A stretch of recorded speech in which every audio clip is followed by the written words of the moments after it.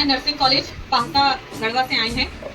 जैसे कि आप देख रहे हैं बहुत ज़्यादा लू चल रही है, तो इस तरह के समय में आपने अपना कीमती समय दिया, इसलिए आप सबका बहुत होना शुरू हो जाएंगे। बहुत ज़्यादा सर दुखने लग जाता है, सर दर्द होता है। तो ऐसे समय में इससे बचना हमारे लिए बहुत ज़रूरी है, क्योंकि ये मौसम कहीं ना कहीं हमारे लिए जानलेवा है।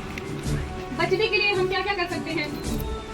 पहले तो 12 बजे से लेकर 4 बजे के समय कहीं उसको पानी में धोइए और आराम से पी जाइए, है ना। लेकिन कोई ज़रूरी नहीं है कि आपको लैटरिन हो या उल्टी होने लगे तो ही आप इन चीज़ों को पिए। ये मौसम जैसा है इसके हिसाब से रोज डेली अपना पीते रहिए।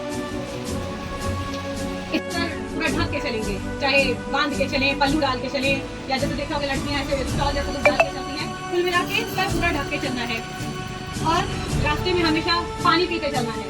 एक चीज़ हमारी मम्मी हमेशा बोलती हैं, कभी भी धूप से तुरंत आने के बाद पानी नहीं पीना चाहिए ठंडा, क्योंकि जैसे ही वो गर्म और ठंडा मिलेगा तुरंत हमारी तबीयत खराब होना स्टार्ट हो जाएगी, तुरंत बुखार होना शुरू।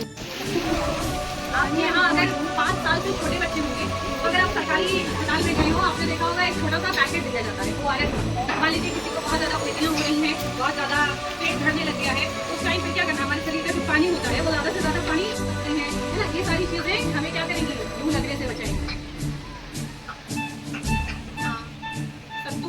मिलता है ना बहुत हम लोग के साइड पे, जानलेवा बीमारी है हमारे लिए। तो मान लीजिए आप रास्ते में जा रहे हैं या कोई आपके साथ है या किसी को आपने देखा कोई चक्कर खा के गिर गया, तो फिर क्या कीजिएगा? तो होश में आ जाते हैं तो बहुत अच्छी बात है, नहीं आते हैं तो फिर अगर हम अकेले हैं तो हमें लोगों को मदद के लिए बुलाना है कि भाई कोई आइए हमारी मदद करिए, क्योंकि हो सकता है वो जो भी गिरे हो उतना हम उनको उठाने के लायक ना हो, तो हमें मदद के लिए बुलाते हैं। फिर हम एम्बुलेंस को कॉल कर सकते हैं कि भाई जो भी हमारे नज़दीकी स्वास्थ्य हो, चाहे सरकारी हो प्राइवेट हो, उसके लिए हमें क्या करना है, तुरंत एम्बुलेंस को फोन करना है।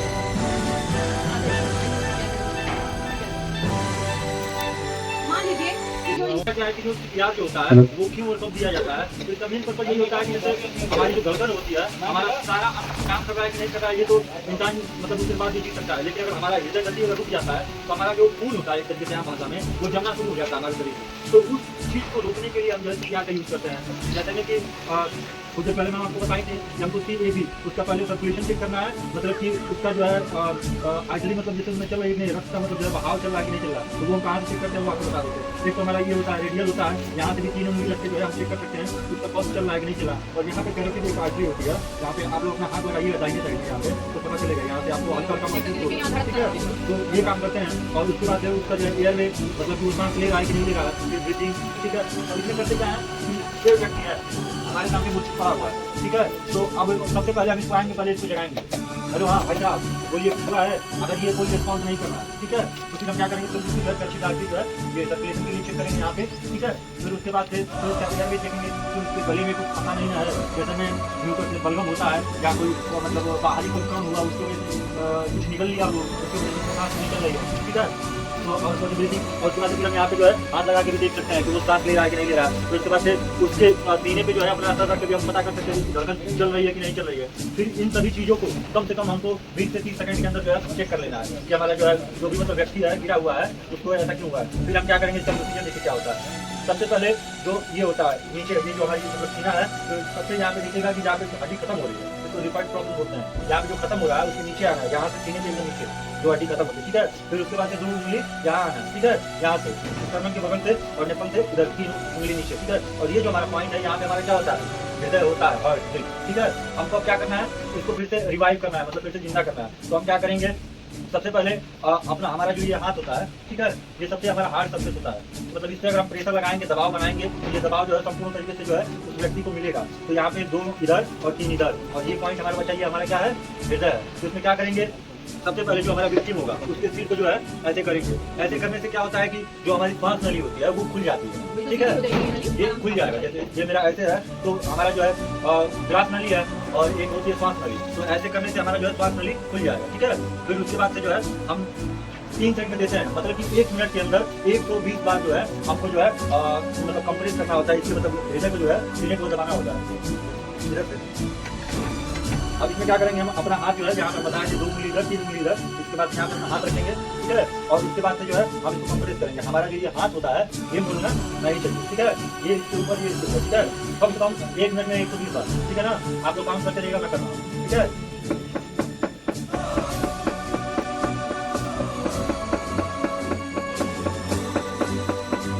हो गया, फिर उसके बाद तुरंत अपना अगर हमारे पास कुछ अगर नहीं है तो हम तुरंत जाके जो है वेंटिलेट करते हैं, ऐसे बोल के ऐसे करके पूरा उसको जो है तार देंगे, ठीक है, और फिर उसका डिलीवरी होगा।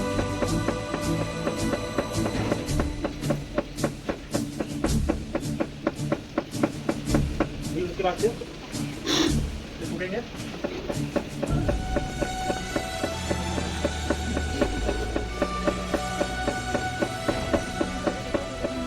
इसमें क्या होता है, सांस ले रहा है कि नहीं ले रहा है, दिल धड़क रहा है कि नहीं ले रहा है, वो भी नहीं होगा। फिर कान लगाएंगे, कान लगा के सुनने की कोशिश करेंगे कि धड़कन की आवाज़ आ रही है कि नहीं आ रही। अगर कुछ नहीं हमको रिस्पॉन्स देगा तो सबसे पहले क्या करेंगे, अपने सीने में हाथ लगाइए, तो एकदम उसका आखिरी, ये आखिरी है ना, इसी को डिफरेंट पर बोलते हैं, ठीक है। तो अब इसमें क्या करेंगे, यहाँ से 2 उंगली इधर और जो आपका ऊपर यहाँ, ठीक है ना, ये इस साइड में और ये इसी पॉइंट पे हमको क्या करना है, प्रेस करना है, कंप्रेस करना है, ठीक है। और हमेशा एक और चीज कि जो हमारा दिल जो होता है वो किधर होता है, लेफ्ट साइड में होता है, स्लाइटली मतलब, और लेफ्ट होता है वो मतलब राइट साइड में नहीं होता, इधर होता है, ठीक है। तो आप क्या करेंगे, हाथ को ऐसे करिए सीधा, इधर कीजिए, 2 उंगली इधर, 3 उंगली इसके नीचे, ठीक है, ठीक है। अभी से हाँ 3 बार इसको दबाइएगा, ठीक है, तेज से, और उसके बाद ऐसे उठा देंगे, सांस करके देना है, ये हमारा उंगली है, इसको ऐसे करके, ठीक है ना, उसके बाद से दबाइए। ये तेज दबाना है कि 1 मिनट में 100 बार दबा सकें आप, वो स्पीड होना चाहिए। और ये जैसे आपने सांस लिया, अपनी हवा तो निकल गई बाहर। क्या ना, ये क्या ना, हाँ ये एक उंगली राइट, मतलब एक उंगली हम लगाते हैं कि हमारा जो विक्टिम है वो क्या खा गया, हो सकता है वो तंबाकू का सेवन कर रहा हो सकता है उसको कोई बीमारी हो, तो उस चीज से बचने के लिए हम करते हैं, एक उंगली से हवा खा गया, इस प्रकार से, मतलब इसमें आपको भी महसूस होगी इसके अंदर हवा जा रहा है, समझ रहे हैं। अरे खुद खींच के एक बार सांस ले लीजिए कि आपके अंदर उतनी हवा हो, तब फिर उन्हें देना है। जल्दी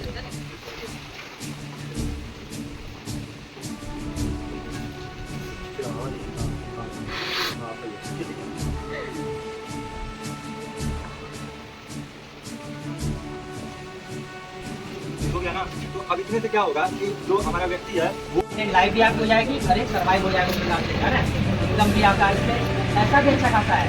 50,000 से सैलरी स्टार्टिंग होती है आपकी, कहते हैं गवर्नमेंट में, ठीक है, 50,000 से 1 लाख तक जाएगा, ठीक है। जितना आपका स्टेबल है, जितना आपने आएगा, दूसरे पैसा भर सकते हैं, छात्रवृत्ति भी है हमारे यहाँ, ठीक है। आ सकते हैं आप। पहले तो हमारी सोसाइटी के लिए अच्छा है ही है, हमारा अपना ग्रोथ होगा, हमारे परिवार का ग्रोथ होगा, और सबसे बड़ी चीज़ है फाइनेंशियली स्टेबिलिटी, है ना। जैसे मान लीजिए हम हैं, हम सब, हमें किसी के ऊपर डिपेंड होने की ज़रूरत नहीं है, हम अपने लिए खुद कमाते हैं और खुद अपने आप को सर्वाइव कर रहे हैं। ये बच्चे हैं, ये भी कल चल के कमाएंगे ही।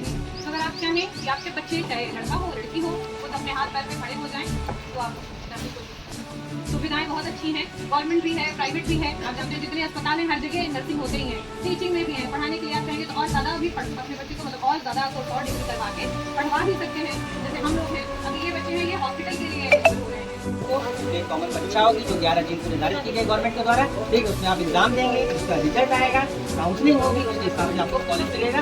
जो वो फीस निर्धारित करेगी 3 लाख से 3.5 लाख का तो फीस आपको देना रहेगा। लेकिन यदि आप जब गलत उसका फॉर्म आएगा तो उसको उठा लेंगे, तो आप नेक्स्ट अगर आप चाहेंगे तो हमारा कॉलेज लोन के लिए भी आपकी मदद कर देगा।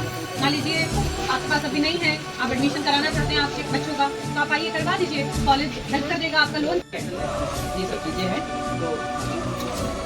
तो हॉस्पिटल के तरफ सामुदायिक केंद्र आपके आसपास में होगा, वहाँ पे एएनएम बैठते हैं ज़्यादातर, और जीएनएम बैठते हैं। आप प्राइवेट हॉस्पिटल्स में या सरकारी अस्पताल में बैठते हैं, लेकिन बड़े अस्पताल। ये देखिए हमारे यहाँ पे जो कोर्सेज हैं वो एएनएम है, जीएनएम है, कुछ पैरामेडिकल के कोर्सेज भी हैं। एएनएम जीएनएम नर्सिंग में है और पैरामेडिकल अलग कोर्स होता है।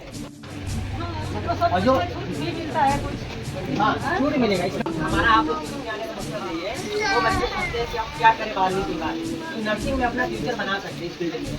फ्यूचर फील्ड के बारे में जैसे मैम ने, हमारे स्टूडेंट ने बताया आपको कितने फायदे हैं। आजकल हर लोग चाहते हैं कि हर एक घर में डॉक्टर हो, हर एक घर में हेल्थ वर्कर हो, है ना। ये हेल्थ वर्कर होने से कितने आपको बेनिफिट और फायदे मिल सकते हैं, ठीक है। लेकिन 2 साल में 2,20,000 का ओवरऑल, ठीक है, एएनएम में इसको वो आपको एक बार में नहीं देगा। एडमिशन में आपको 20 लाख रुपया देके कराना है, और धीरे धीरे आपको महीने महीने में आपका एक किस्त बन